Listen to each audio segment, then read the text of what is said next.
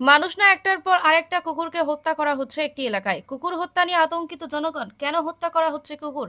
শ্রীভূমি শহরে বিবেকানন্দ পল্লী এলাকায় আছে একটি কালী মন্দির। কয়েক বছর আগে মন্দিরে হয়েছিল চুরি।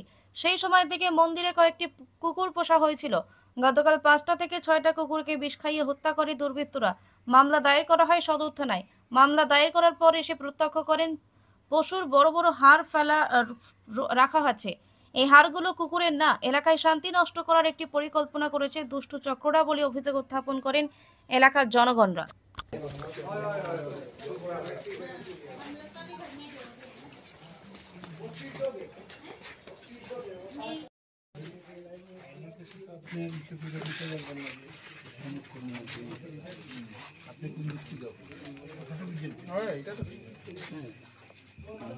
তুলে নিয়ে যাবো আইসিলে যে এনজিও তরফ থেকে উনি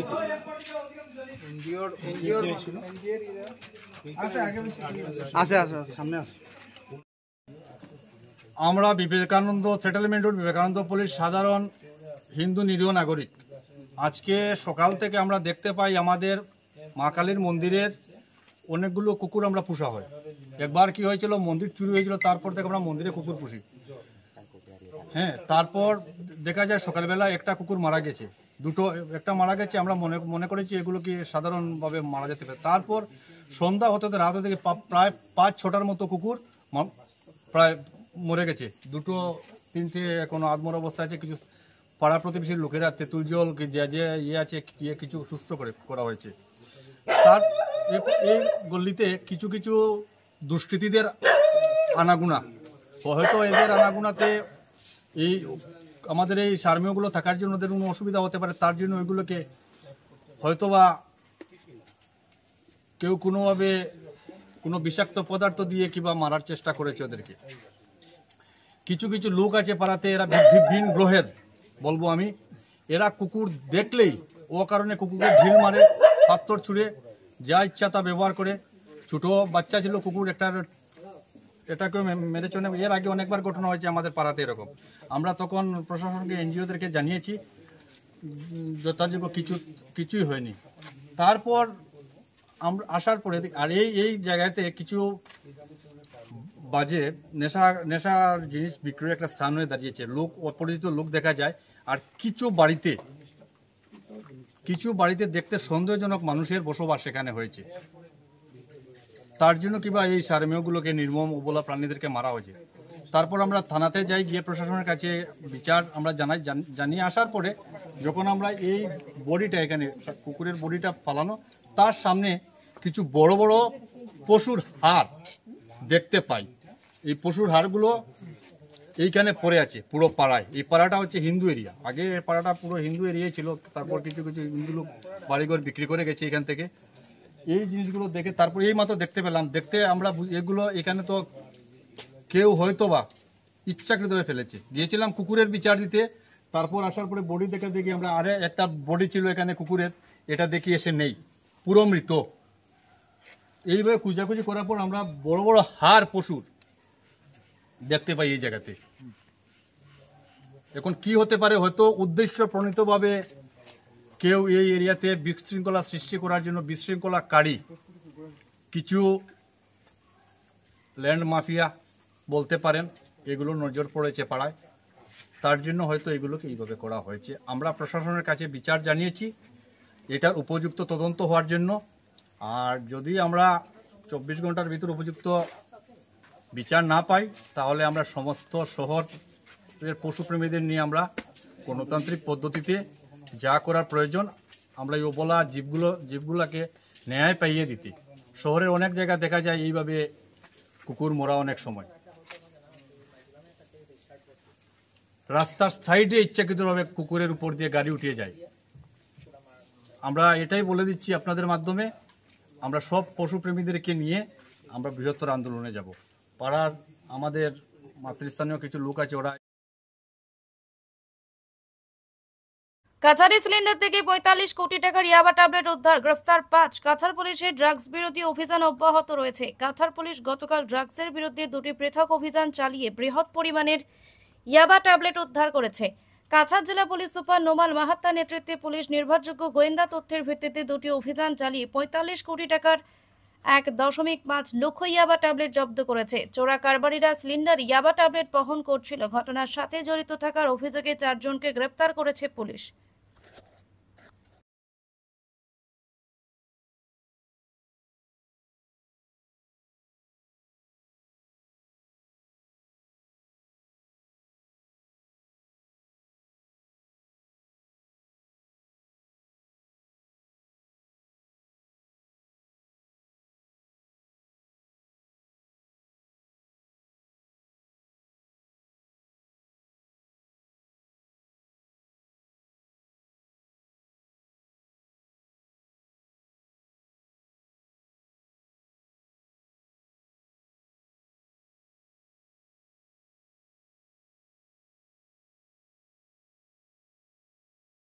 এক মাস ধরে জলহীন কাছাড়ের কৃষ্ণপুর রাস্তা অবরোধে উত্তাল জনতা।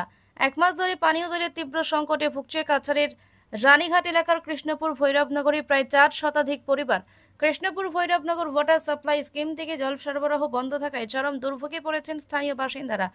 তীব্র গরমে যখন জনজীবন নাকাল, তখন জলহীনতায় নিত্যদিন সংগ্রাম করছেন শিশুসহ বৃদ্ধরাও। এই পরিস্থিতিতে ক্ষোভে ফেটে পড়েন গ্রামবাসীরা। জল চাই জল দাও স্লোগান তুলে খালি কলসি হাতে তারা শিলচর কালাইন রোড অবরোধ করেন। কিছু সময়ের জন্য যান চলাচল বন্ধ হয়ে পড়ে। পরিস্থিতি সামাল দিতে প্রশাসনের হস্তক্ষেপে অবশেষে ম্যাজিস্ট্রেটের আশ্বাসে অবরোধ প্রত্যাহার করেন স্থানীয়রা। তবে তাদের দাবি অবিলম্বে 285 নম্বর Krishnapur Bhairabnagar water supply scheme মেরামত করে সুপেয় জলের সরবরাহ চালু করতে হবে, নচেত আন্দোলন আরও তীব্র হবে বলে হুঁশিয়ারি দিয়েছেন তারা।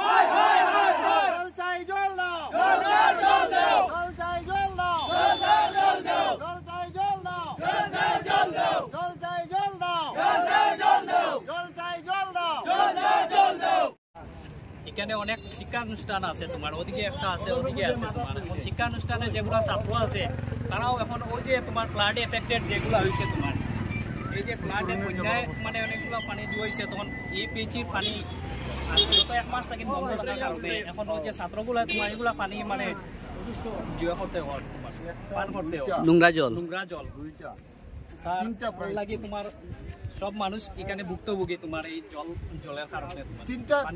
তিনটা স্কুল আছে এই পিএইচির আন্ডারে। তিনটা স্কুলের ছাত্ররা আগে এখন জল কিরকম স্কুল আইলে তো স্বাভাবিক।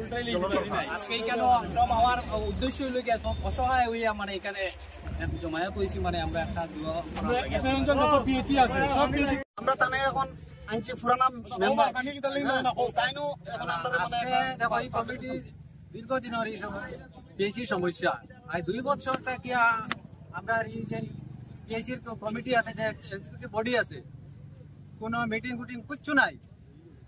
এর বাদে এটার আমরা যেইরে বারবার কইছি যে তুমি তা আমরা সেক্রেটারি প্রেসিডেন্টে প্রেসার দেও, প্রেসার দিয়ে আমরা তো মিটিংটা যোগাযোগ করলে তাই রিপ্লাই কিটা দিছন?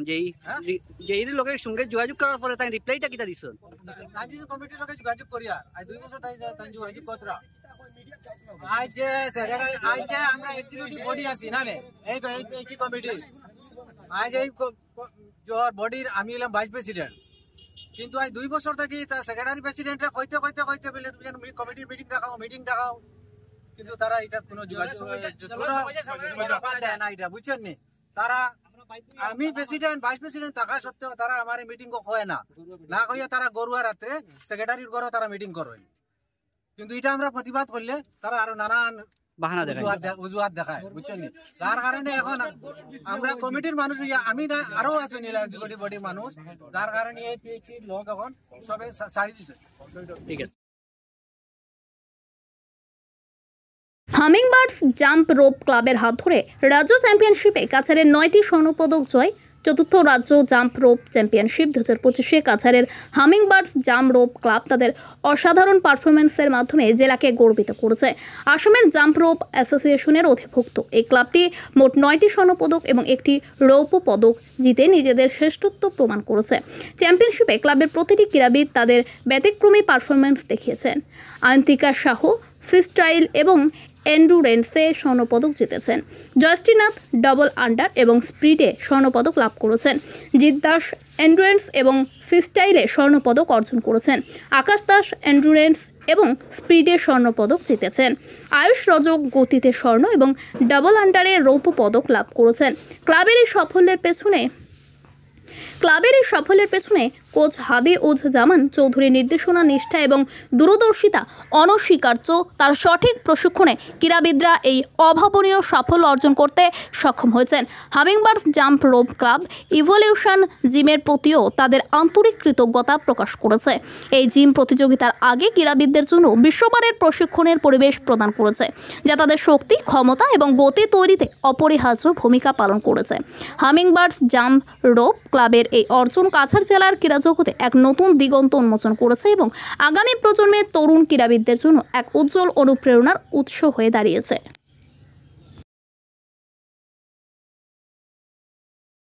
121 নং নিয়াইর গ্রাম বাগপুর জিপির সভানেত্রী পদে আফিয়া বেগমকে সমর্থন 5 সদস্যের।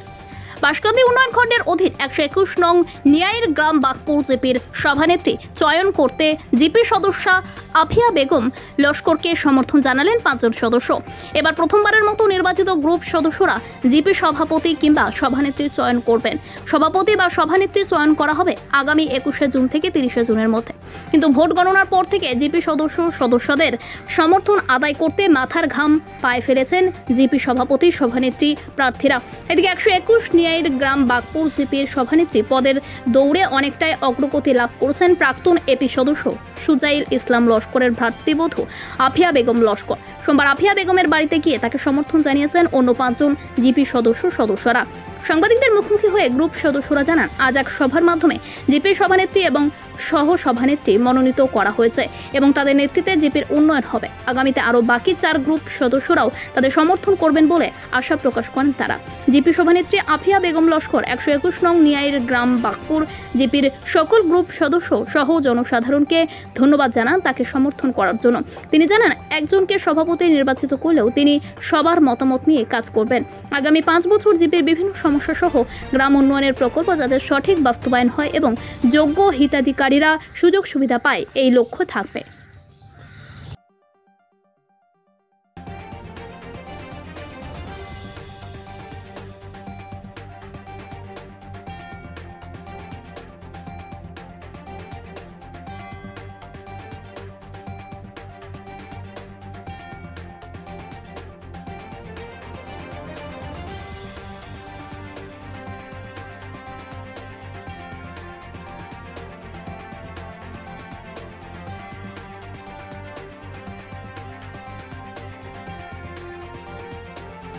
যেটা হয়েছে ভালো হয়েছে, খুব সুন্দর হয়েছে।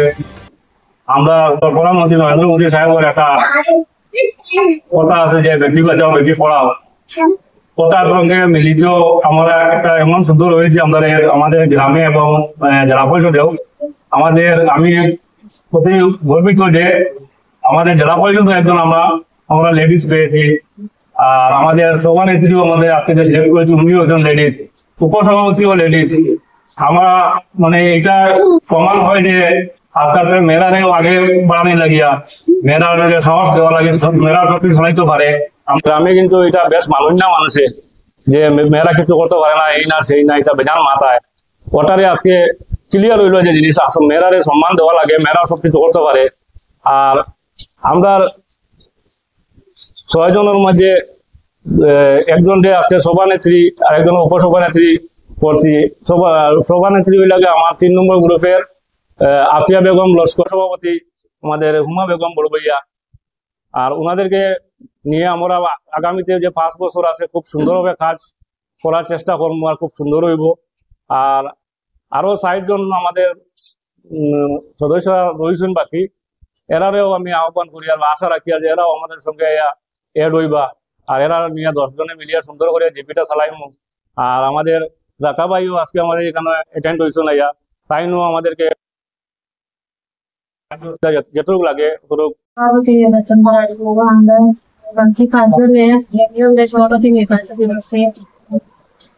ওয়ার্ড নম্বর 3 হ্যাপি বেগম আশা রাখি ভালো থাকবা সবাই, উন্নয়নের জন্য সকল সুযোগ সুবিধা পাইবা সবে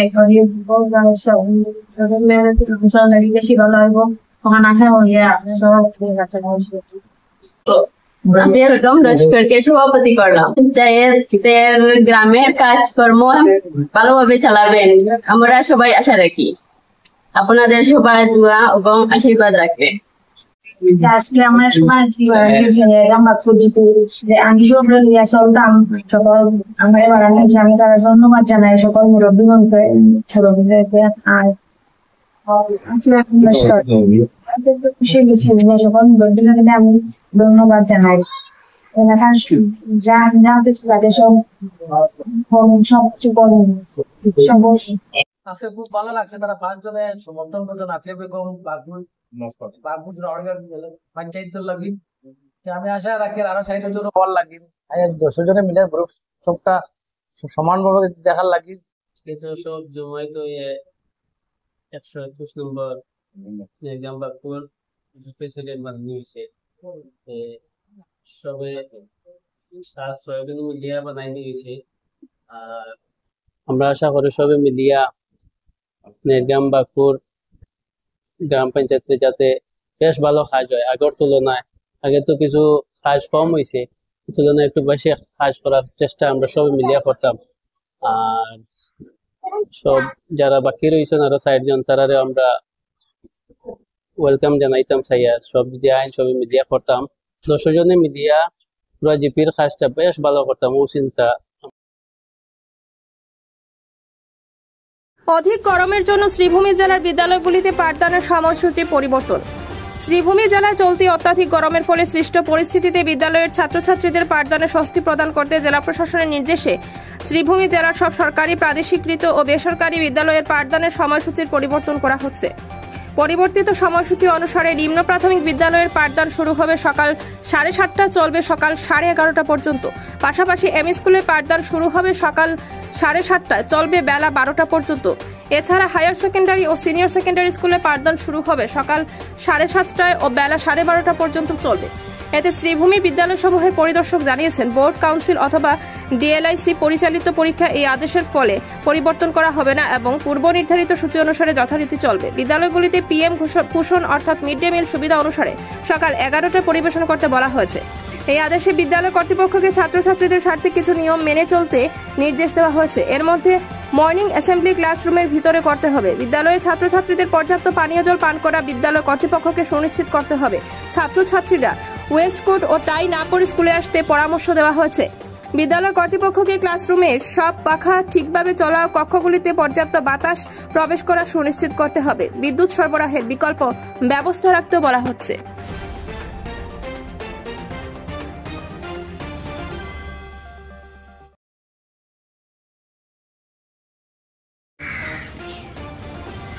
প্রেমের জন্য ধর্ম পরিবর্তন। হিন্দু প্রেমিকাকে বিয়ে করার জন্য তানবীর আজিজ লস্কর হয়ে গেল তানবীর শর্মা। প্রেম কোনো বাধা মানে না, জাতি ধর্ম মানে না। শিলচরে প্রেমের জন্য ইসলাম ধর্মাবলম্বী তানবীর আজিজ লস্কর গ্রহণ করল সনাতন ধর্ম। হিন্দু প্রেমিকাকে জীবনের সঙ্গী করতে নিজের নাম বদলে হয়ে গেল তানবীর শর্মা। প্রেমিক কাছাড়ের আরকাটিপুর এলাকার বাসিন্দা তানবীর আজিজ লস্কর, তার প্রেমিকা শিলচর ইটখোলার অঞ্জলি ঠাকুর। দুজনের মধ্যে দীর্ঘদিন ধরেই প্রেমের সম্পর্ক ছিল, কিন্তু তাদের প্রেমে বাধা হয়ে দাঁড়িয়েছিল ধর্মের প্রাচীর। শেষ পর্যন্ত প্রেমিকাকে পেতে তানবীর আজিজ ধর্ম পরিবর্তনের সিদ্ধান্ত নেয়। শিলচরের ভারত সেবাশ্রম সংঘে গিয়ে সে গ্রহণ করে সনাতন ধর্ম এবং এরপর প্রেমিকাকে নিয়ে পালিয়ে যায় দিল্লিতে। সেখানে কোর্ট ম্যারেজ করে শুরু করে বৈবাহিক জীবন। ভিন্ন ধর্মের এই প্রেমিক যুগলের কাহিনী এখন কাছাড় জেলা জুড়ে ব্যাপক চর্চার বিষয় হয়ে উঠেছে।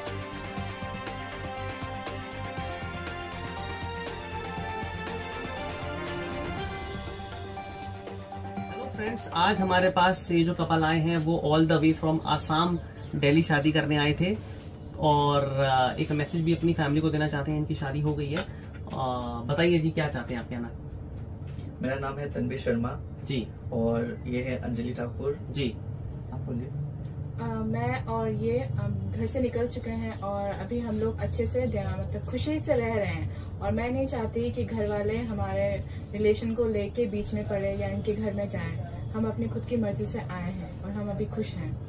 बेसिकली ये ना एक मैसेज कन्वे करना चाहती हैं अंजलि कि तनवीर शर्मा जी की फैमिली को कोई परेशान ना करे, क्योंकि ये अपनी मर्जी से आएंगे।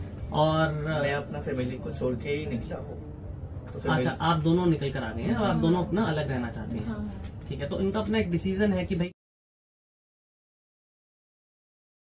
আসাম বিশ্ববিদ্যালয়ের ইতিহাস বিকৃতি তথা বরাকবাসীকে অপমান করার অভিযোগে অধ্যাপক প্রশান্ত চক্রবর্তীর বিরুদ্ধে মামলা দায়ের করল যৌথভাবে বিডিএফ এবং বিএনএস। আসাম বিশ্ববিদ্যালয়ে আসাম চুক্তির ফসল এই ভুল তথ্য প্রচার করার জন্য বিতর্ক তৈরি হবার পরিপ্রেক্ষিতে বরাকবাসীকে মেরুদণ্ডহীন বরাকি বাঙালি বলে অভিহিত করেছিলেন বাংলা সাহিত্য সভার মুখ্য সম্পাদক প্রশান্ত চক্রবর্তী, যার পরিপ্রেক্ষিতে তাকে বরাকবাসীর কাছে ক্ষমা চাইতে হবে বলে দাবি জানিয়েছিল বরাক ডেমোক্রেটিক ফ্রন্ট। কিন্তু ঘটনার প্রায় 1 মাস অতিবাহিত হবার পর তেমন কোনো উদ্যোগ দেখা যায়নি তার তরফে। তাই বরাক তথা রাজ্যের বাঙালিদের অপমান করার অভিযোগে তার বিরুদ্ধে শিলচর সদর থানায় মামলা দায়ের করল বিডিএফ।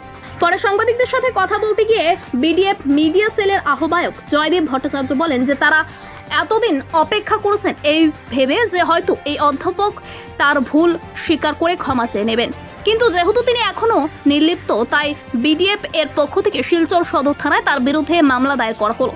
তিনি বলেন এর আগেও একই অভিযোগ বিডিএফ এর পক্ষ থেকে ব্রহ্মপুত্র উপত্যকার অন্যদিকের বিরুদ্ধেও এজাহার দেওয়া হয়েছে। তিনি বলেন প্রথমত আসাম বিশ্ববিদ্যালয় প্রতিষ্ঠার ইতিহাস বিকৃতি এবং দ্বিতীয়ত বরাকের বাঙালিদের মেরুদণ্ডহীন বলে অপমান করার অভিযোগে এই মামলা দায়ের করা হলো। তিনি আশাবাদী যে অনতি বিলম্বে পুলিশ প্রশাসন এই অধ্যাপকের বিরুদ্ধে যথাযথ ব্যবস্থা নেবে বলে এদিন মন্তব্য করেন জয়দেব। বিডিএফ এর অপর আহ্বায়ক ঋষিকেশ দে বলেন যে বাংলা সাহিত্য সভার কাছাড় জেলা কমিটিও এই অধ্যাপকের বক্তব্য তার ব্যক্তিগত মতামত, এর সাথে সংগঠনের সম্পর্ক নেই বলে দায়সারা বক্তব্য দিয়েছে।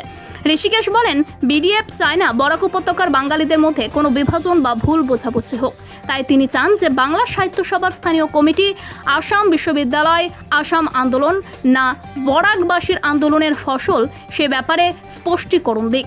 একই সাথে বরাকের বাঙালিদের অপমান করার জন্য এই অধ্যাপকের বিরুদ্ধে নিন্দা প্রস্তাব গ্রহণ করে অবিলম্বে এই বিতর্ক চিরতরে অবসান করার উদ্যোগ নিক। বাঙালি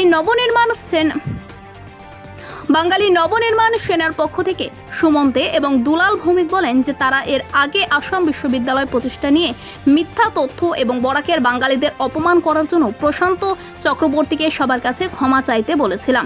যেহেতু তিনি ক্ষমা চাননি তাই বিডিএফ এর সাথে যৌথভাবে তারাও বাংলা সাহিত্য সভার এই সাধারণ সম্পাদকের বিরুদ্ধে মামলা দায়ের করেছেন। তারা প্রশাসনকে অবিলম্বে এই ব্যাপারে উপযুক্ত পদক্ষেপ গ্রহণ করার আবেদন জানিয়েছেন। বিডিএফ এর পক্ষ থেকে আহ্বায়ক হারাধন দত্ত এক প্রেস বার্তায় এই খবর জানিয়েছেন। এই ব্যাপারে আক্ষেপ তো নয়, উল্টো মেরুদণ্ডহীন এবং বরাকিয়ান আখ্যায়িত করেছেন।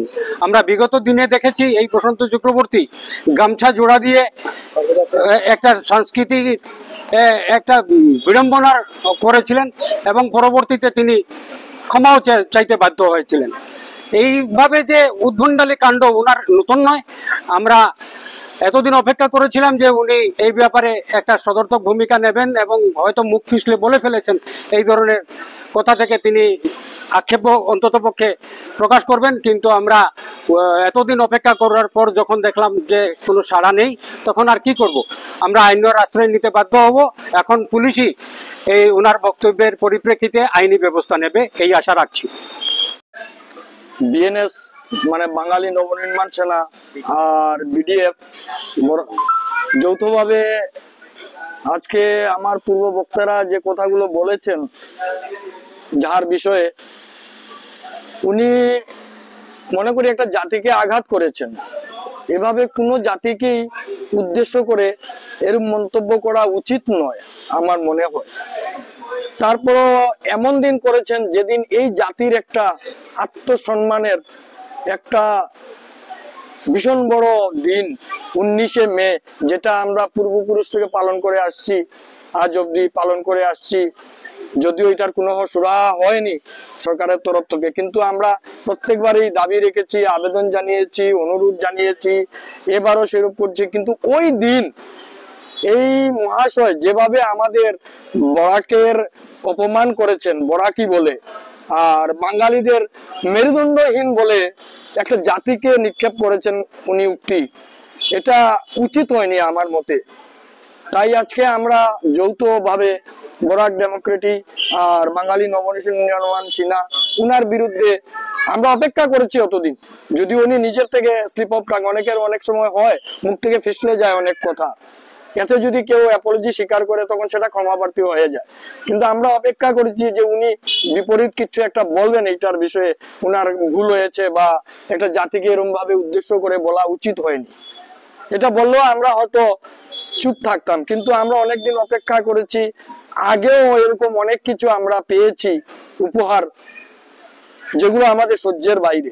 আজকে তাই আমরা যৌথভাবে আজকে আইনের শরণার্থী হয়ে দাবি থাকবে উনি এটার জন্য ক্ষমাপ্রার্থী হতে হবে, আর উনাকে অবিলম্বে যাতে প্রশাসন এই বিষয়ে উনাকে জিজ্ঞাসাবাদ করেন, গ্রেপ্তার করেন, করে উনাকে আমাদের কমসে কম বাঙালি জাতির একটা আত্মার শান্তির জন্য কমসে কম উনি যদি দুইটা কথা বলে ক্ষমাপ্রার্থী হন তো আমরা সন্তুষ্টি নেব। প্রদেশ কংগ্রেসের সাধারণ সম্পাদক মেঘনাথ ছেত্রী টুপি পরে সংখ্যালঘুদের রাজীব ভবনে বা কংগ্রেসের সভায় যোগ না দিতে বলেছে।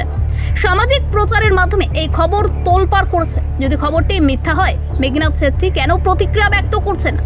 এই প্রশ্ন তুলেন অসম গণপরিষদের উত্তর করিমগঞ্জ সমষ্টি কমিটির সহ সভাপতি ফুজাইল আহমেদ চৌধুরী। নন্দপুরস্থ অগপর সমষ্টি কমিটির কার্যালয় সাংবাদিক সম্মেলন ডেকে ফুজাইল আহমেদ চৌধুরী বলেন, অসম গণপরিষদ দলের সভা সমিতিতে সংখ্যালঘুরা টুপি পরে আসতে পারেন, তাতে কোনো বাধা নেই। এই এহেন মন্তব্যের তীব্র নিন্দা জানান তিনি। বলেন, যদি এই কথা মিথ্যা হয় তবে এত সময়ের মধ্যে মেঘনাথ ছেত্রী কেন তার প্রতিক্রিয়া ব্যক্ত করছে না? তিনি বলেন, মেঘনাথ ছেত্রী জানেন না এই দেশ স্বাধীন করতে গিয়ে 57,000 উলামা শহীদ হয়েছেন। ইন্ডিয়া গেট পরিদর্শন করলে এই তথ্য জানতে পারবেন তিনি। মুসলিম সমাজ কারো গোলাম নয়। মেঘনাথ ছেত্রীদের কংগ্রেস আজীবন সংখ্যালঘুদের মিথ্যা টুপি পরিয়ে আসছে।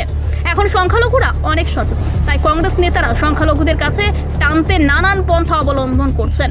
তিনি প্রসঙ্গক্রমে বলেন, কংগ্রেস যদি সংখ্যালঘু দরদে হয়ে থাকে তবে সংখ্যালঘুরাই কংগ্রেস জীবিত রেখেছেন। আবার কংগ্রেসের সমস্ত পদাধিকারী হিন্দু। এটা কেন? রজত চক্রবর্তী শ্রীভূমি কংগ্রেস সভাপতি পঞ্চায়েত নির্বাচনে সংখ্যালঘু এলাকায় শুধু প্রার্থী দিয়েছেন, হিন্দু এলাকায় প্রার্থী দেওয়ার সাহস পাননি রজত বাবুরা। তিনি হিন্দু জেলা কংগ্রেস সভাপতি, অথচ হিন্দু এলাকায় একটি হিন্দু প্রার্থী দিতে পারেনি। এর চেয়ে লজ্জাজনক ঘটনা কি হতে পারে?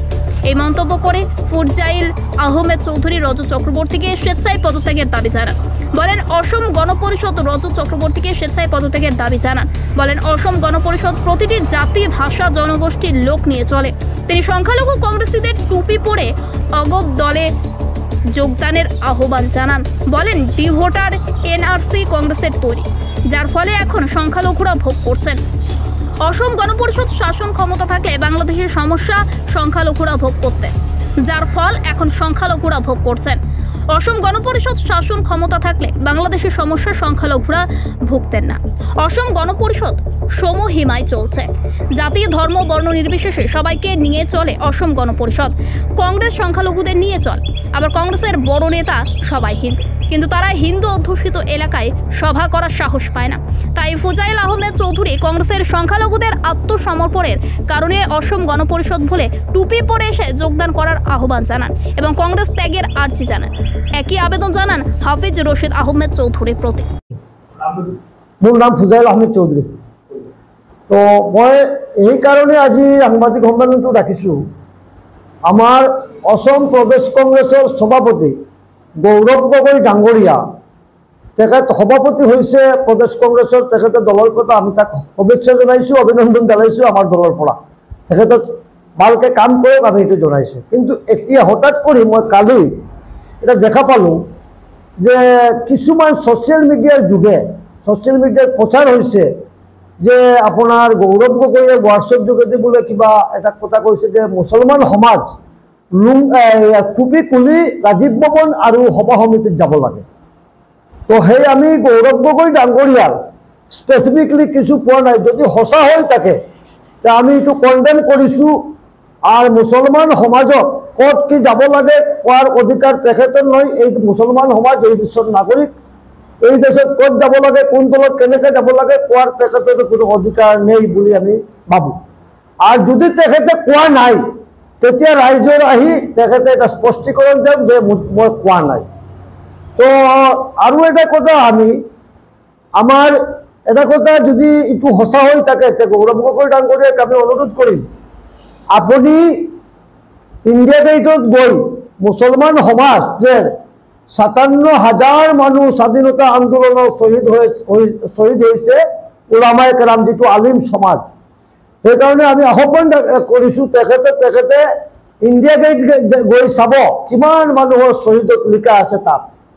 আৰু এটা কথা আমি আহ্বান কৰিছোঁ অসমৰ মুছলমান সমাজক যে আমাৰ অগপ দলক সভা সমিতিত আপোনালোক যিমান মুছলমান মানুহ আছে টুপি আৰু লুংগি লগাই আপোনালোক টুপি লগাই, লুংগি নহয় টুপি লগাই, মতাত টুপি লগাই আপোনালোক আহিবা। আমি আপোনালোকে একো নকওঁ, আপোনালোকক আমি আঁকোৱালি ল'ম, স্বাগত জনাই। সকলো ধৰ্মত আঘাত আমি দিয়া আমাৰ দলৰ নহয়। আমাৰ দলৰ কাম সকলো ধৰ্মত সমানভাৱে সম অধিকাৰ সমমৰ্যাদা দিয়া। আৰু এটা কথা, কংগ্ৰেছে আজি যে ডি ভোটাৰ সমস্যা আছে সেই সমস্যাখিনি কংগ্ৰেছে জীয়াই ৰাখিছে। কংগ্ৰেছে এই ডি ভোটাৰ সমস্যাটো কংগ্ৰেছে জীয়াই থৈ গৈছে। দেখা পোৱা নাই নহয়, দেখা পোৱা নাই। বিভিন্ন আমি ছচিয়েল মিডিয়াৰ যোগে দেখি আছো প্ৰচাৰ কৰা হৈছে। সঁচা মিছা আমি নাই, যিটো ওলাইছে গৌৰৱ গগৈয়েতো এতিয়া কোনো স্পষ্টীকৰণ দিয়া নাই, আজিলৈকে দিয়া নাই। শ্ৰীভূমি জিলাৰ উত্তৰ কৰিমগঞ্জ এজিপিৰ সভাপতি